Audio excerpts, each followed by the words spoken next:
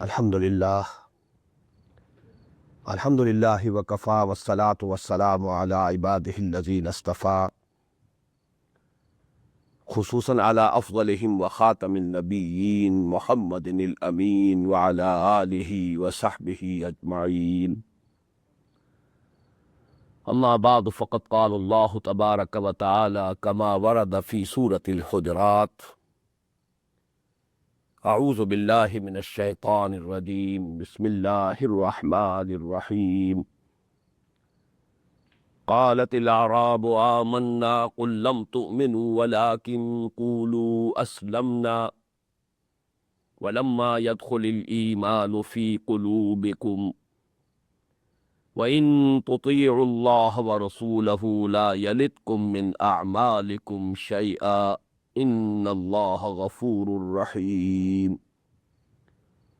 إنما المؤمنون الذين آمنوا بالله ورسوله ثم لم يرتابوا وجاهدوا بأموالهم وأنفسهم في سبيل الله أولئك هم الصادقون.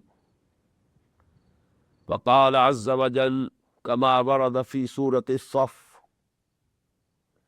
يا أيها الذين آمنوا هل أدلكم على تجارة تنجيكم من عذاب أليم تؤمنون بالله ورسوله وتجاهدون في سبيل الله بأموالكم وأنفسكم ذلكم خير لكم إن كنتم تعلمون. صدق الله العظيم. رب اشرح لي صدري ويسر لي امري واحلل عقدة من لساني يفقهوا قولي. اللهم ربنا الهمنا رشدنا واعصمنا من شرور انفسنا. اللهم ربنا نور قلوبنا بالايمان واشرح صدورنا للاسلام ووفقنا ان نجاهد في سبيلك باموالنا وانفسنا وارزقنا شهادة في سبيلك. Aameen Ya Rabbal Alameen. Before proceeding further to a discussion regarding the relationship between Iman and Jihad fi Sabilillah and the relationship between Iman and Amn, that is the inner peace and tranquility of man, let us review the previous lesson in another way. That is the relationship and the difference between Iman and Islam, which is a very important and tricky subject, and it's the irony of fate, it has been equally ignored. Now I have to make 5 points today. First of all, Iman and Islam, and Mu'min and Muslim. These words are mostly used in the Quran as synonyms, having the same meanings. Why? Because Iman is within the heart, Islam is the external manifestation of that Iman. Now in a normal person, normal and healthy person, if both these things are present, Iman within, Islam in the external behavior, then you may call him Mu'min or Muslim, it makes no difference. Call the rose by any name, it will smell as sweet. So mostly these two words are used as synonyms. Point number 2. Nevertheless, there is a difference between Islam and Iman. And let me make 2 points here. What are the proofs? What are the arguments? That they have different connotations. Number 1 is the general principle that no two words of a language can have the exactly same connotation. The words are coined on the basis of some need to express something. They may be very close to each other, they may be very similar to each other, but they cannot have exactly the same connotation. There can be no example in any two words of a language, any language. This is the general principle. And secondly, we have the proof from the Quran, because in the ayah number 14 of Surah Al-Hujurat, which I have just recited, Allah subhanahu wa ta'ala is rejecting the claim of Iman of the Bedouins, some of the Bedouins, but accepting them as Muslims. قالت الأعراب آمنا قل لم تؤمنوا ولكن قولوا أسلمنا ولما يدخل الإيمان في قلوبكم. These Bedouins are claiming that they have come to believe. Tell them, O Muhammad sallallahu alaihi wasallam, you have not at all come to believe. Don't be mistaken. You have not become Mu'mins. All you may say is that you have become Muslims. وَلَمَّا يَدْخُلِ الْإِيمَانُ فِي قُلُوبِكُمْ. You know, to emphasize more. Till this time, Iman has not entered your hearts. So, rejecting the claim to be Mu'min, accepting them to be Muslims, what does it mean? That they have some different connotations. Now let me add here, there are two other pairs of Islamic terms which have the same, relationship. And this relationship, our ulama have denoted by the words Aam and Khas. Something general and something particular. Islam is Aam. Iman is Khas. What does it mean? Every Mu'min must necessarily be a Muslim. But every Muslim is not necessarily a Mu'min. Is it clear? The same is the relationship between Nabi and Rasul. Nabi is Aam, general. Rasul is particular, Khas. What does it mean? Every Rasul was a Nabi also, necessarily. But every Nabi was not a Rasul. The same relationship exists between jihad and qital. Jihad fi sabilillah, qital fi sabilillah. Jihad fi sabilillah is general. Qital fi sabilillah is particular. Qital is jihad fi sabilillah, but every jihad is not qital fi sabilillah. And let me quote here, for those who want more understanding and knowledge, there's a principle, a formula coined by some of our, ulama.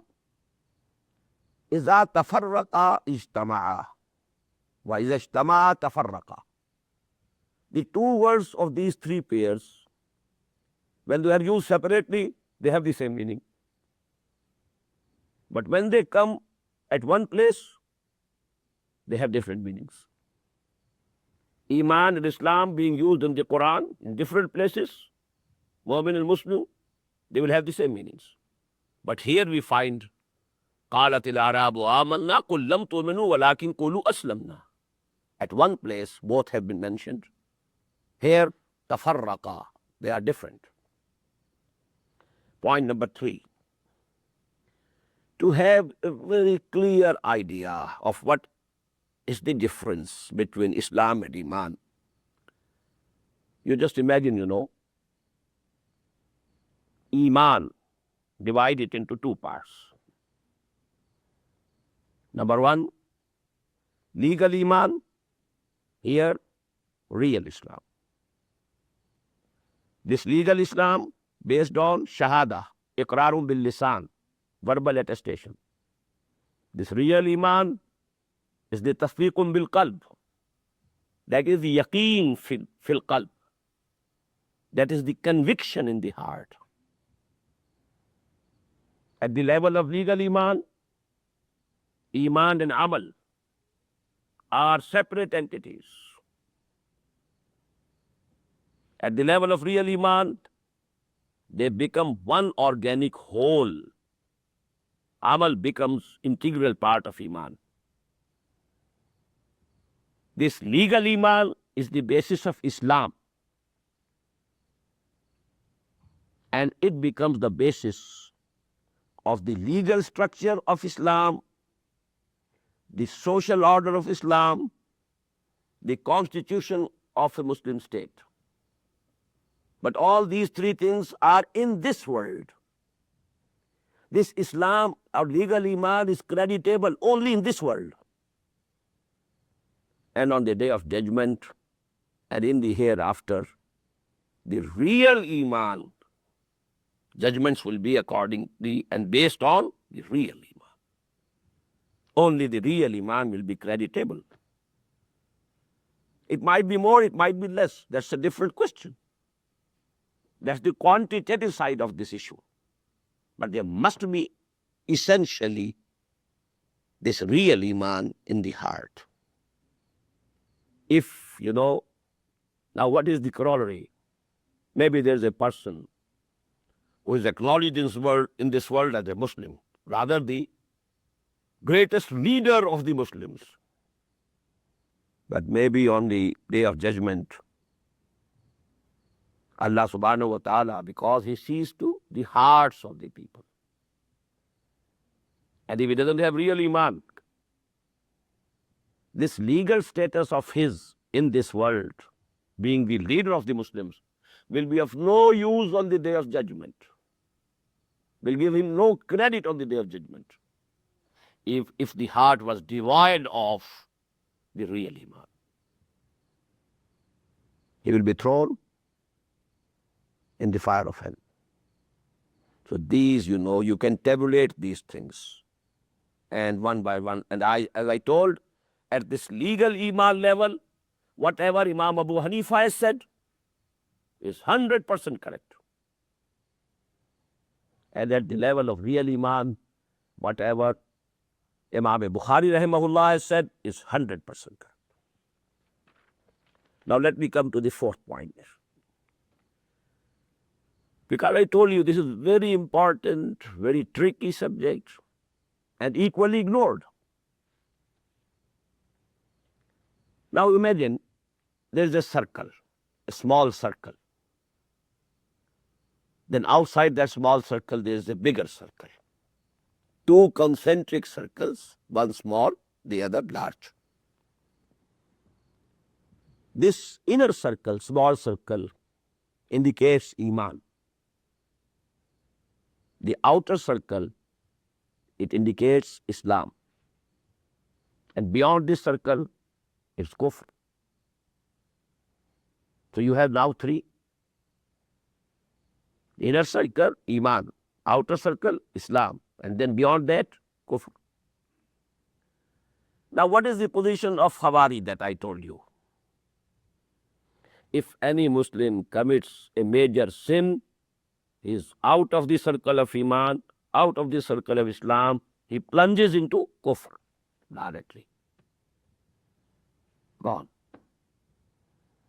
Biggest mistake, biggest blunder, made in the very early days of Islam. The Khawari started in the days of the Caliphate of Hazrat Ali radiyallahu ta'ala. The biggest blunder. What is the position of the Mu'tazila and Ahl Tashayyuh? If somebody commits a major sin, he is out of Iman, out of Islam, but doesn't go to kufr. He is somewhere in between. Not acceptable. There is no man's land between Iman and kufr, between Islam and kufr. The illogical stand. Now the stand of the fuqaha and muhaddithin, as I explained yesterday, that's very similar to each other, very close to each other. And it is correct. Imam Bukhari, Imam Muslim, both. If you compare, there is, some difference of interpretation. But basically they are both correct. But to a common man today, it becomes very difficult to understand. The easiest way to understand is that if a person commits a major sin, or a sin for that matter, please take these children away. I told you, in the very first day. I'm stopping here. I can't. I was saying that although the positions of the Muhaddisin and Fuqaha are very close to each other, and both are correct, but it becomes quite difficult to understand. The easiest way to understand is that whosoever commits a sin goes out of the circle of Iman, but remains within the circle of Islam. He is not kafir. Even this sin may be major. Kabai. He remains a Muslim. Now it's absolutely clear. And there is a hadith. I couldn't find, the reference today because I don't have all the books here with me. The hadith says, this is the essence of the hadith, that when a Muslim commits a sin, Iman gets out of his heart. But it keeps encircling over his head like a bird flying around. Keeps encircling. If he repents, if he makes tawbah, it returns, again enters the heart. If he doesn't, it goes away. But what goes away is the real Iman of the heart, not the legal Iman of Islam. He was a Muslim before committing this sin. He was a Muslim during the commitment of that sin. And he remains a Muslim even after the commitment of that sin. Legally, he remains a Muslim. That makes the things very easy. And all the ahadith, now they stand explained very easily. La yazni zani hina yazni wa huwa mu'min. Yes, he is not mu'min at his heart, but he is a Muslim. Wala yasriqu sariqu hina yasriqu wa huwa mu'min. When he is committing theft, he is not a mu'min at that time. The real Iman has gone out, but he remains a Muslim. You may cut his hands, but he remains a Muslim. If he committed zina, adultery, if he was married, you stone him to death, but he remains a Muslim. You will have to pray for his funeral. So the ahadith, are absolutely clear, and there is no controversy, because legally he remains a Muslim. The final point now regarding this issue, and that is another way, of expressing these things. Now you imagine there is, basic division, legal division between men, human beings in this world, legal level, only two type of men and women. Either he or she is a Muslim, or he or she is a non-Muslim. At legal level, there is no third entity. Either Muslim or non-Muslim. No third entity. But now, one who is a Muslim legally, he can have three conditions internally. Either he has positively Iman, or he has negatively nifaq. Either he is a mu'min or a munafiq. And there is a 0 point also between the plus values and the minus values. He might be only a Muslim without Iman, neither a mu'min nor a munafiq. This is very important. You can, in the graph, you have in the center 0. To the right, you go to +1, +2, +3, +4, +5, +6. and you go to plus infinity. These are the plus values of Iman.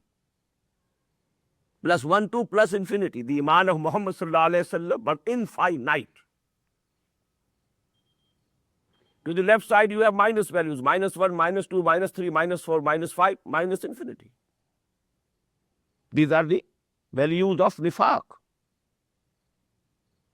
A man might have nifaq, but very little nifaq. But he can be the Raisul Munafiqeen, Abdullah ibn Ubay. Alayhi ma alayhi.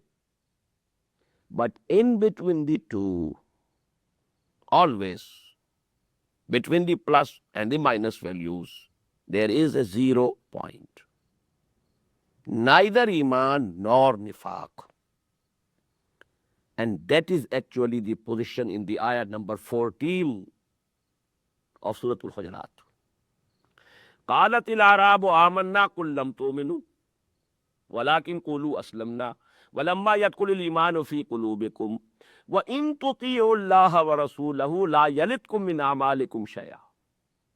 These Bedouins are claiming that they have become Mu'min. Tell them, O Muhammad, you have not at all become Mu'min, sallallahu alayhi wasallam. All you can say, you are Muslims. But if you continue obeying Allah and His Messenger, Allah subhanahu wa ta'ala will not deprive you of the rewards of your deeds. Now we know that the munafiq cannot be given reward of any of his deeds. What does it mean? They are not munafiqeen. This ayah is very important as well as very difficult. Some of our mufassirin have said that they are munafiq. Some say, no, they were not munafiq. Only they had just entered Islam and Iman had not as yet entered their heart. But they were not munafiq. I agree with them. And let me quote here Imam Ibn Taymiyyah rahimahullah, because I agree with him 100%. And he says in his Kitabul Iman, وَقَدْ أَثْبَتَ اللَّهُ فِي الْقُرْآنِ إِسْلَامًا بِلَا إِيمَانٍ بِقَوْلِهِ تَعَالَى قَالَتِ الْأَعْرَابُ آمَنَّا قُلْ لَمْ تُؤْمِنُوا وَلَكِنْ قُولُوا أَسْلَمْنَا إِلَى آخِرِ الْآيَةِ. Allah subhanahu wa ta'ala has acknowledged Islam without Iman in this ayah. So it is very important, because some of more zealous and emotional type of Muslims, they tend to say, they tend to believe that because today most of the Muslims don't have real Iman, and it is 100% correct.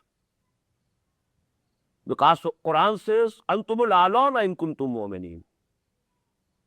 You will dominate. You will be supreme if you are Mu'min, and we are not dominating. We are put to extreme humiliation. So we are not Mu'mins. 2 and 2 go to make 4. There's no other possibility. They are not Mu'mins. Maybe there are some 0.001% Mu'minin. Actually, most of the Muslims of today are not Mu'mins. But don't think they are munafiqeen. Some people tend to believe and they say it, we are all munafiq. No. Most of the Muslims are not munafiqas. They are neither mu'mins nor munafiqs. But in between we are standing, most of us. May Allah subhanahu wa ta'ala give us the positive Iman. But most of the Muslims today, they are at the 0 level. They are at the same level as those Bedouins of the days of Muhammad sallallahu alayhi wasallam, about whom Allah said, قَالَتِ الْأَعْرَابُ آمَنَّا قُلْ لَمْ تُؤْمِنُوا وَلَكِنْ قُولُوا أَسْلَمْنَا وَلَمَّا يَدْخُلِ الْإِيمَانُ فِي قُلُوبِكُمْ وَإِن تُطِيعُوا اللَّهَ وَرَسُولَهُ لَا يَلِدْكُم مِّنْ أَعْمَالِكُمْ شَيْئًا إِنَّ اللَّهَ غَفُورٌ رَحِيمٌ. Allah is Ghafoor. And He is Rahim. He is forgiving, the forgiving, and the merciful. It's out of His forgiveness and His mercy that He accepts your Islam without Iman also. But if you continue obeying, but there is a warning also. This obedience has to be total, not partial. Partial obedience is no obedience at all. It's right, it's rather the mockery of obedience. You obey one order of Allah subhanahu wa ta'ala and disobey the other. What does it mean? The command which you are obeying and complying with, it is because your nafs, has accepted it. And the command that you are rejecting and disobeying, why? Because your nafs doesn't agree to it. In both ways you are accepting and obeying your nafs, not Allah subhanahu wa ta'ala. If you are obeying Allah, then you had to obey all of His commands. And there is a very stern warning in the Quran. أَفَتُؤْمِنُونَ بِبَعْضِ الْكِتَابِ وَتَكْفُرُونَ بِبَعْضٍ. Do you accept part of our book, our law, our Sharia, and reject the other part? فَمَا جَزَاءُ مَنْ يَفْعَلُ ذَلِكَ مِنْكُمْ إِلَّا خِزْيٌ فِي الْحَيَاةِ الدُّنْيَا. There can be no punishment for those who take to this attitude of accepting a part of the book of Allah, part of the Sharia, rejecting the other part.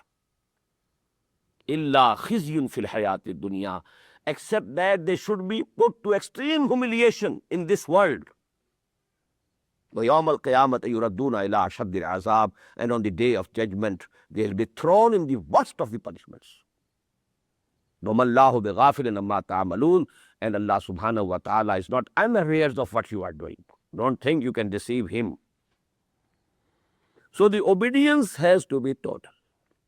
No partial obedience, please. This much about, the difference between Islam and Iman. Now we come to the 8th topic of our discussion on this Iman. And that is the relationship between Iman and Jihad.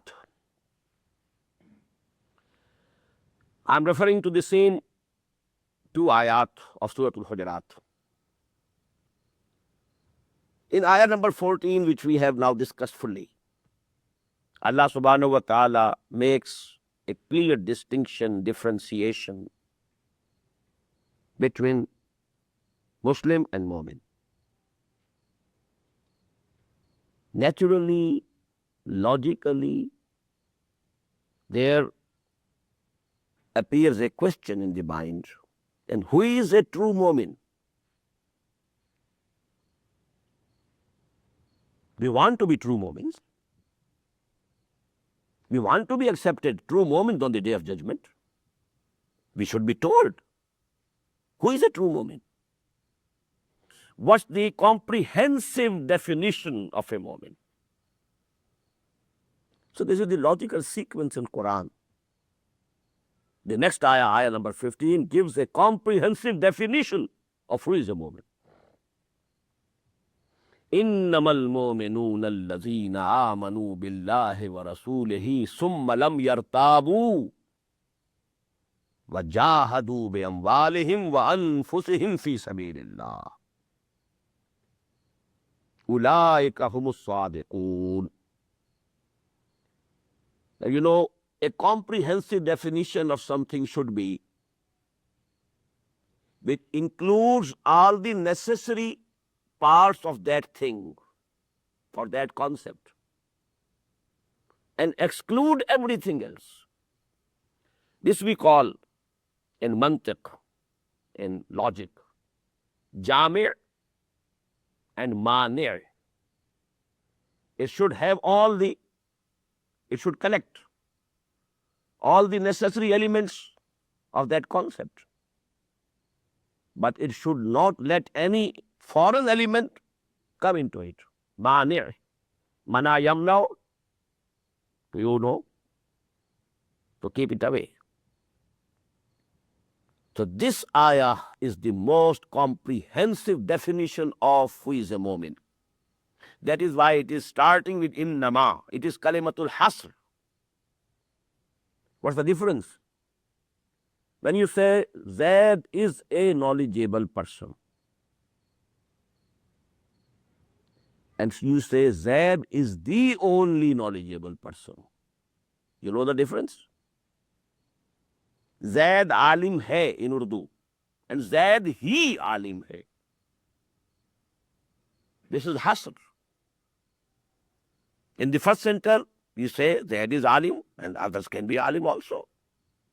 But now when you added the word he, you excluded any other person. None else is alim. So innama is hasr. Ulaika humus sadiqun. Only they are the truthful. Only they are true. If they claim that they are mu'min. Again hasr. The mu'mins are only those. And only they are the truthful. The ayah is ending and beginning with hasr. إنما المؤمنون الذين آمنوا بالله ورسوله ثم لم يرتابوا وجاهدوا بأموالهم وأنفسهم في سبيل الله أولئك هم الصادقون. The true moments are only those who believe in Allah and His Messenger and then doubt not. This Iman has reached the level of conviction, free from all doubts. That is the real Iman within the heart, the conviction. And then the second necessary prerequisite, pre-qualification for a mu'min is وَجَاهَدُوا بِأَمْوَالِهِمْ وَأَنفُسِهِمْ فِي سَبِيلِ اللَّهِ. And then they made jihad for the cause of Allah, in the way of Allah, with their lives, bodies, and belongings. What does it mean? Jihad fi sabilillah is a necessary condition, integral part of Iman. And let me say, no jihad, no Iman. No Iman, no jihad. It goes both ways. If there is real Iman, there will be jihad. And the only thing that can prove from the action side that the person has Iman, real Iman, is jihad. So these are the two necessary pillars of Iman. Now, let me give another example. I narrated the ayat, two ayat again from Surah As-Saff, number 10 and 11. Ya ayyuhalladhina amanu hal adullukum ala tijaratin tunjikum min azabin alim. O you who believe, or O you who profess to believe, the legal Iman. The people who are being addressed are those who have legal Iman. They are Muslims. Hal adullukum ala tijaratin tunjikum min azabin alim. Should I lead you, should I tell you the bargain which will save you from the severe punishment, the painful punishment, meaning thereby the punishment of hell, the fire of hell in the hereafter. Please again understand the question. It's a very natural way of education. Ask question, so that the minds are alive. They become attentive. The minds start working themselves. And then you give the reply. It's a very natural way of education. Ya ayyuhalladhina amanu hal adullukum ala tijaratin tunjikum min azabin alim. Oh, who you profess to believe. Should I lead you, should I tell you the bargain, the trade? A very simple word is used here. Because in every trade, every business, you have two necessary elements: investment and work, labor. There can be no trade, no industry, Nothing without these two necessary elements. And they will be reflected in the answer also. Should I lead you, should I tell you the trade or the bargain which will save you from the severe punishment? تُؤْمِنُونَ بِاللَّهِ وَرَسُولِهِ. Have real faith. Now you have to add the word real, because people who were addressed were also Mu'mins. Ya ayyuhalladhina amanu. That proves who were addressed were the legal Mu'mins, the Muslims. And now they are being asked to have real faith, real Iman. تُؤْمِنُونَ بِاللَّهِ وَرَسُولِهِ وَتُجَاهِدُونَ فِي سَبِيلِ اللَّهِ بِأَمْوَالِكُمْ وَأَنفُسِكُمْ. And you make jihad in the way of Allah, for the cause of Allah, with your money, your wealth, your belongings, and your own body, your nafs, your own lives. The same two things which are necessary for any worldly profession, worldly trade, worldly business. Capital, money, small or big. Then labor, work, the skilled labor, the unskilled labor. But these two things only can go to make some business, some bargain. You can earn something here.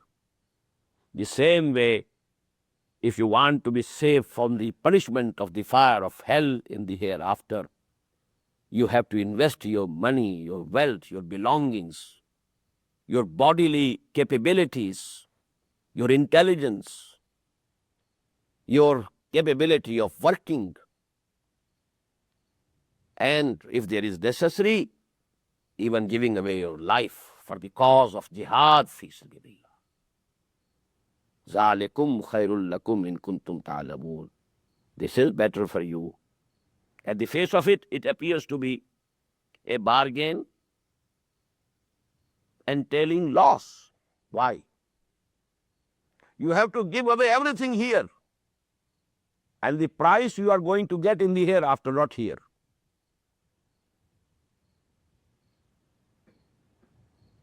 إِنَّ اللَّهَ اشْتَرَىٰ مِنَ الْمُؤْمِنِينَ أَنفُسَهُمْ وَأَمْوَالَهُمْ بِأَنَّ لَهُمُ الْجَنَّةَ. Verily, Allah subhanahu wa ta'ala has purchased from all the moments their lives as well as their belongings in exchange for Jannah. And Jannah you will have in the hereafter, not here. And you have to spend everything here. Your energies, your time, your money, your capital, your belongings. And if there is need, even your life. But if you have the real knowledge, then you will know that this is good for you, this is profitable, this is beneficial. Now, what's the inevitable logical conclusion? You cannot hope of salvation, you cannot hope to be spared from the fire of hell without jihad fi sabilillah. Such an important thing. And in the same way, as we have ignored, the subject of Iman, we have also ignored what is jihad. There are very great misconceptions about jihad. I propose to have 2 full sessions on this subject. The meaning of jihad and the stages of jihad. In the same way as I am speaking about Iman, what is the literal meaning of the word jihad? What's the technical definition of jihad? What are the stages of jihad? What are the preconditions and prerequisites of every stage of jihad? So we will be speaking, inshallah, about all these things in the next week. But suffice here to say, in brief, here also, in this discussion of Iman, I want to include, a little portion of that. To be very brief, what is jihad? Jihad means struggle for some cause against the obstacles and obstructions and the opposing forces. You have a cause before you. You want to accomplish it, proceed towards it. There are obstacles, hindrances, obstructions, opposing forces, resistance. To struggle against these obstructions, obstacles, against this resistance, against these opposing forces, this is jihad. Now, we are talking about the real Iman now, not the Iman, the verbal attestation we all have already.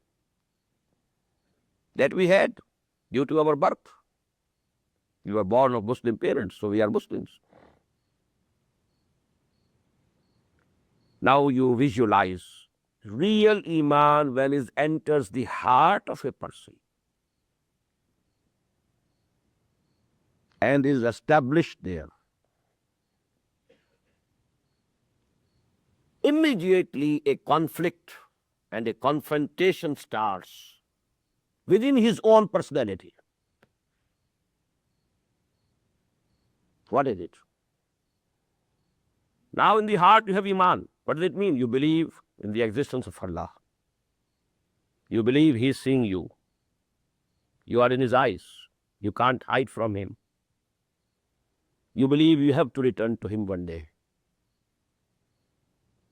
You believe you will have to present your account of whatever you have done here. You believe there's going to be reward, either good reward or punishment. There will be no place to run away, no corner to hide, nothing of the sort, no power to protect. And then you know this is halal and this is haram.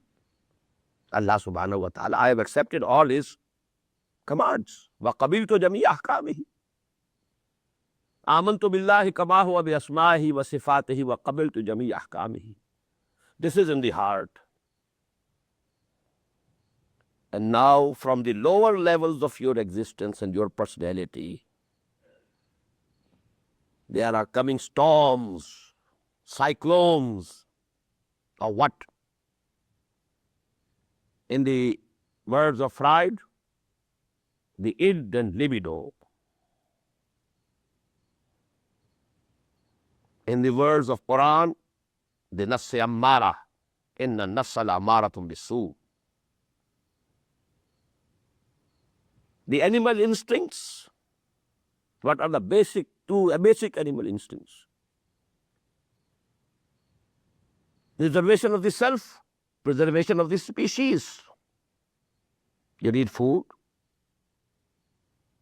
You have the sexual desire, the sexual urge. And all these animal instincts are blind. They don't know what is halal, what is haram. They want their sensual gratification, that's all. Satisfaction. We don't know what is halal, what is haram. This urge has to be satisfied. Then, added to these, there are the carnal desires, the lusts. The sexual urge, in animals remains within certain limits. But in man, the limits to which it goes. Then the lust of wealth, the lust of power. In the words of Adler, the urge to dominate. These are the storms coming from the lower level of your existence. Because even fire, he identified 3 levels of human personality. The id or libido, lowest. Then the ego, and then the superego. He's 100% correct about the id or libido. But he doesn't know about what is ego and what is superego. But I give him the credit that he identified 3 levels. Just a big achievement, no doubt. A person who is not seeing with the light of the Quran, even if he was able to observe these 3 levels, And he admitted there is conflict between them. Ego wants to suppress these desires and lusts. And these desires and lusts want their full satisfaction and gratification. So this is the conflict between evil and good within your own personality. I don't see what is happening within you, and you don't see what is happening within me. But each one of us knows it is going on all the time. This conflict, this confrontation is going on and on. As Ghalib said, ईमा मुझे रोके है तो खींचे है मुझे कुफ्र, काबा मेरे पीछे है कलीसा मेरे आगे. I'm being torn. My personality is being torn. Opposite pulls. There's the pull of the divine spark, of the Ruh Rabbani. It wants us to go higher and higher up, seek the proximity and pleasure of Allah. And this id and libido, the carnal desires, and you know, the animal instincts, they are putting us down. So the first and the foremost jihad, as the Prophet said, sallallahu alaihi wasallam, al-mujahidu man jahada nafsahu. The real mujahid is he who can make jihad against his own nafs, control them. He was asked a question, direct question. Ayyul jihad afzalu ya Rasulullah. Which jihad is supreme, most important, afzal? The answer was, an tujahida nafsaka fi ta'atillah. Struggle against your id or libido, your animal instincts, your carnal desires, control them. As Quran says, amma man khafa maqama rabbihi wa nahan nafsa anil hawa. Whosoever fears, trembles at the very thought that he will have to stand before his Lord one day. He will be answerable, accountable. And then he pulls the reins of his nafs, his id and libido, control them. I told you last evening, and I want to add one point to that. I told you, this real battle between evil and good is going on between the two levels of our own personality, within our own selves. Then, you know, there are abetting and helping agencies or forces. And some of these are invisible, some are visible. Invisible, the shayateen jinn, they excite your instincts, your id, your libido. Excite them. There are the angels. They support you. Go ahead. Do good deeds. إن الذين قالوا ربنا الله ثم استقاموا تتنزل عليهم الملائكة ألا تخافوا ولا تحزنوا وأبشروا بالجنة التي كنتم توعدون. Both these agencies, they are invisible, Malaika as well as the jinns. Shayatinul jinn, and then there are the Malaika. Then there are visible, human callers to the wrong path, the callers to the right path. People calling you to go astray.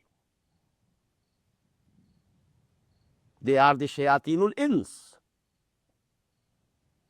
That is why, you know, in the last surah of the Quran, قُلْ أَعُوذُ بِرَبِّ النَّاسِ مَلِكِ النَّاسِ إِلَٰهِ النَّاسِ مِنْ شَرِّ الْوَسْوَاسِ الْخَنَّاسِ الَّذِي يُوَسْوِسُ فِي صُدُورِ النَّاسِ مِنَ الْجِنَّةِ وَالنَّاسِ. The khannas and the shayateen, they are among the jinns also and among the men also. Then there are the callers who are calling you to the right path, the prophets. And whosoever has taken upon himself the same mission that the prophets had. Al-ulama'u warasatul anbiya.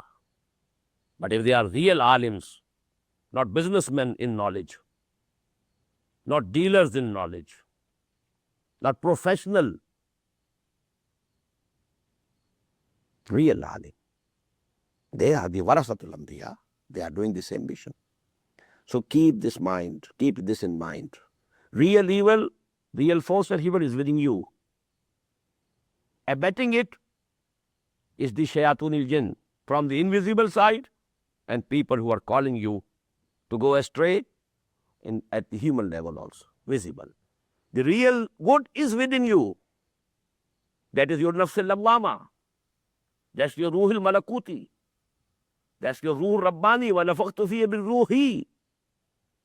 And supporting it are the angels, the invisible ones. And again, among men you have people who support you, who help you, who show you the right path, who call you to the right path. Now coming to the jihad. After, this Iman entered the heart and was established there, this conflict within the personality started. But this doesn't end there. Now you have a society around you. It has its own norms, its own values, its own traditions, its own pressures. If the society is a reformed Islamic society, there is not going to be any conflict. But if the society is on the wrong path, it has wrong values, so there is a conflict between you and the society around you, even your own relatives, closest relatives. That is why Quran says, Ya ayyuhalladhina amanu inna min azwajikum wa awladikum aduwwan lakum fahzaruhum. This is ayah number 14 of Surah At-Taghabun. O you who believe, be warned, be alert. From amongst your own wives and your own children, there are enemies for you. Because there's natural love that you have in your heart. They can use that love, that instinct of yours. They can manipulate it as a lever to take you away from the path of Allah subhanahu wa ta'ala. So it's a red signal. Remember this ayah. Ya ayyuhalladhina amanu inna min azwajikum wa awladikum aduwwan lakum fahzaruhum. There are enemies, hidden enemies. They think they love you and you love them. But there is a potential danger, beware of it. Then you have wrong ideologies, wrong philosophies, wrong aqaid. There must be a conflict. So jihad is going on. And last of all, over all politico-socio-economic system, if it is unjust, if it is repressive, if it is exploitative, if it is based on the principle of popular sovereignty, it means it is in revolt against Allah subhanahu wa ta'ala, because sovereignty belongs to Him and Him alone. You have to fight it out. That would be the topmost level of jihad. So 4 jihads I have told you. Beginning from within your personality and going up to the overall politico-socio-economic system prevailing in the land where you dwell, where you are living. You have to make jihad against your own id or libido. Make jihad against the social pressures. Make jihad against the wrong ideologies, wrong philosophies, wrong notions, wrong dogmas. You have to make jihad against the wrong, exploitative, repressive, suppressive, discriminative social, political order. the political socio-economic system. So can there be a moment in the life of a moment without jihad? This jihad is going on all the time, every moment. May Allah subhanahu wa ta'ala give us the real concept of Iman and the real concept of jihad, and may He give us the courage to make real jihad in our lives. أقول قولي هذا واستغفر الله لي ولكم ولسائر المسلمين والمسلمات.